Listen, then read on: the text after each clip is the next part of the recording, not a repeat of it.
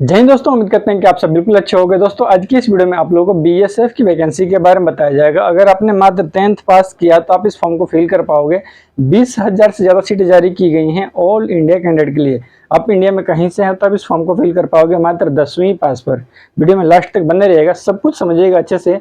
As, salary, syllabus, कब से कब तक फॉर्म अप्लाई होगा, हाइट कितना मांगा गया है, इसका पूरा क्राइटेरिया क्या है, अच्छे से आप लोगों को समझ लेना है। चलिए शुरू करते हैं। देखिए, बीएसएफ जीडी और ट्रेड्समैन के लिए वैकेंसी जारी की गई है। जीडी के लिए भी और ट्रेड्समैन के लिए भी, दोनों के लिए। आप कुछ भी बनना चाहते हैं, जीडी में जाना चाहते हैं सोल्जर, या फिर ट्रेड्समैन में जाना चाहते हैं। कुछ लोग ट्रेड्समैन चुनते हैं, कुछ लोग जीडी में जाना चाहते हैं।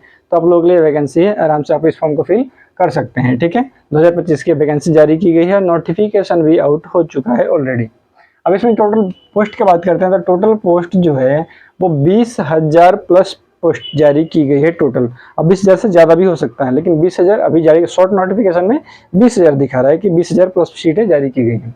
अब इसमें दो भाग में बांट दिया गया है, जीडी के लिए और ट्रेड्समैन के लिए। टोटल 20,000, उसमें से दो भाग में दिखा रहा है। तो यहाँ पर अभी फिलहाल में जो दिखा रहा है वो मैं बता रहा हूँ आप लोगों को कि 18,000 प्लस सीटें जो हैं वो जीडी के लिए दी जाएंगी। जीडी के लिए 18,000 प्लस सीटें किसको दी जाएंगी? जीडी के लिए दी जाएंगी।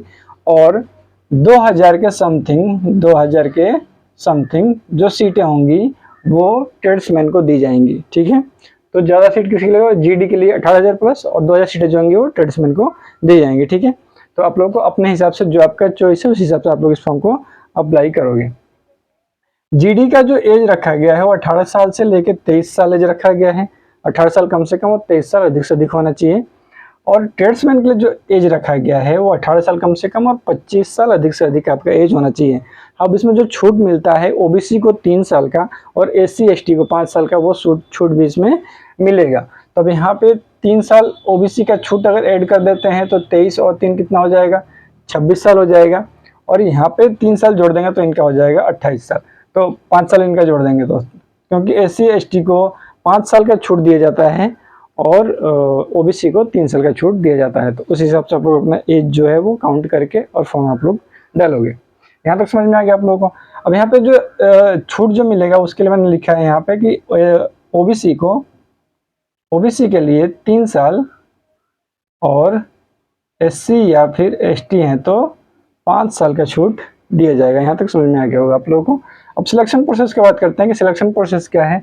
तो दोनों का अलग अलग है, जीडी का अलग है और ट्रेड्समैन का अलग है। दोनों का अलग अलग सिलेक्शन प्रोसेस है।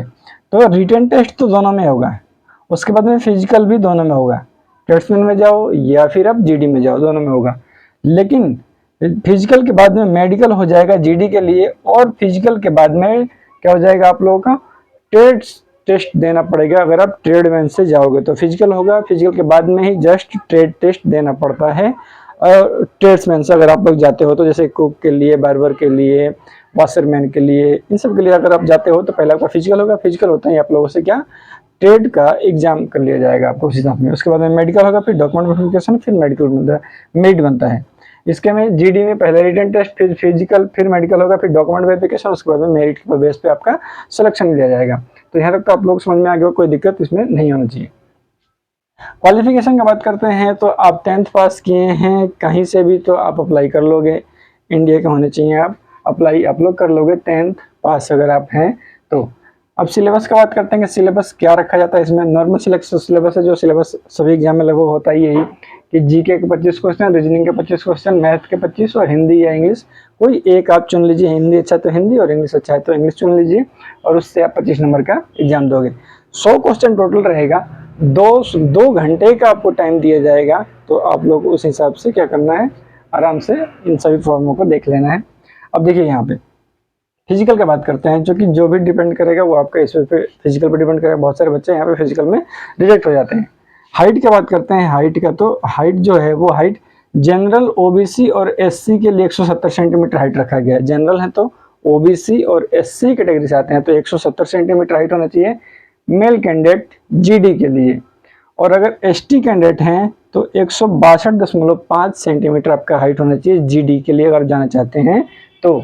वहीं पे फीमेल कैंडिडेट के लिए जनरल, ओबीसी और एससी कैंडिडेट हैं तो 157 सेंटीमीटर हाइट होना चाहिए। 157 सेंटीमीटर फीमेल कैंडिडेट के लिए जीडी में जाना चाहती हैं तो।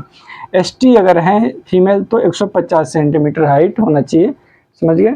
अब यहाँ पे चेस्ट की बात करते हैं तो कम से कम 89 सेंटीमीटर होना चाहिए और 5 सेंटीमीटर चेस्ट फूलना चाहिए जनरल ओबीसी ईडब्ल्यूएस एससी तक के लिए, ठीक है। तो 89 सेंटीमीटर और 5 सेंटीमीटर चेस्ट फुल करके 81 सेंटीमीटर हो जाएगा, ठीक है। बाकी अगर एसटी कैंडिडेट हैं तो 76 से 81 होना चाहिए आपका चेस्ट, ठीक है। अब यहाँ पे बात करते हैं रनिंग के लिए, तो रनिंग आपका 5 किलोमीटर का होगा, 24 मिनट का टाइम दिया जाएगा मेल कैंडिडेट के लिए, आप किसी भी कैटेगरी से आते हैं तो। और फीमेल कैंडिडेट के लिए 1.6 किलोमीटर का रनिंग होगा, 8.5 मिनट का टाइम दिया जाएगा रनिंग के लिए, सबके लिए रनिंग बराबर होता है। अब इसमें बात करते हैं ट्रेड्समैन के, तो हाइट जो ट्रेड्समैन का है वो मेल कैंडिडेट में जनरल ओबीसी एससी के लिए 165 सेंटीमीटर हाइट मांगा गया है, और अगर एसटी कैंडिडेट हैं तो 160 सेंटीमीटर हाइट मांगा गया है ट्रेड्समैन के लिए। वहीं पे फीमेल कैंडिडेट अगर ट्रेड्समैन में जाना चाहती हैं तो जनरल ओबीसी एससी कैंडिडेट हैं अगर आप तो 155 सेंटीमीटर हाइट होना चाहिए, और अगर आप एसटी कैंडिडेट हैं तो 150 सेंटीमीटर हाइट होना चाहिए ट्रेड्समैन में जाने के लिए।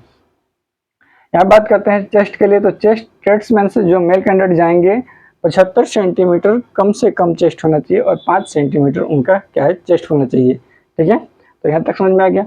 अब यहाँ पे एसटी जो है उनका 70 से 75 होना चाहिए। रनिंग जो है रनिंग 5 किलोमीटर का ही होगा, रनिंग चाहे आप ट्रेड्समैन में जाएं, रनिंग चाहे आप जीडी में जाएं, रनिंग एक ही बार कराया जाता है, दोनों का ट्रेड्समैन का और जीडी का एक साथ में ही कराया जाता है, ठीक है। तो अगर आप ट्रेड्समैन से जाएंगे तो 5 किलोमीटर का भी रनिंग होगा, 24 मिनट का टाइम दिया जाएगा, और फीमेल कैंडिडेट का 1600 मीटर का रनिंग होगा, आपको 8.5 मिनट का टाइम दिया जाएगा, इसमें कोई चेंज नहीं है, उतना ही आप लोगों का रनिंग करना है। तो ये सब जानकारी थी। अच्छा, कब से फॉर्म अप्लाई होगा, अप्लाई डेट जान लीजिए। देखिए अप्लाई डेट बता दे रहे हैं आप लोगों को। अप्लाई डेट में टाइम है, अच्छा खासा टाइम है, क्योंकि ये जो नोटिफिकेशन है अभी ये शॉर्ट नोटिफिकेशन है, और इसमें दिया गया है कि जो फाइनल नोटिफिकेशन आएगा वो आपका अक्टूबर में आएगा, अक्टूबर में फाइनल नोटिफिकेशन आएगा, और उसके बाद में अप्लाई का डेट भी आ जाएगा साथ ही, मतलब इसी साल में अप्लाई का डेट भी आ जाएगा, ठीक है। अब आप लोग बोलोगे इतना जल्दी क्यों बता दिया गया, अगर आया तो नोटिफिकेशन जारी किया गया शॉर्ट नोटिफिकेशन, वैसे ही मैंने आप लोगों को बता दिया।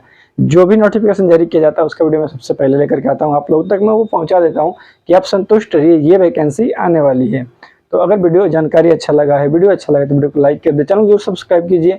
सबसे पहले खोज करके वैकेंसी का नोटिफिकेशन आपके पास में लेकर के आता हूँ आप लोगों को जानकारी देने के लिए। तो वीडियो को लाइक कर दे, चैनल को सब्सक्राइब कीजिए। जय हिंद।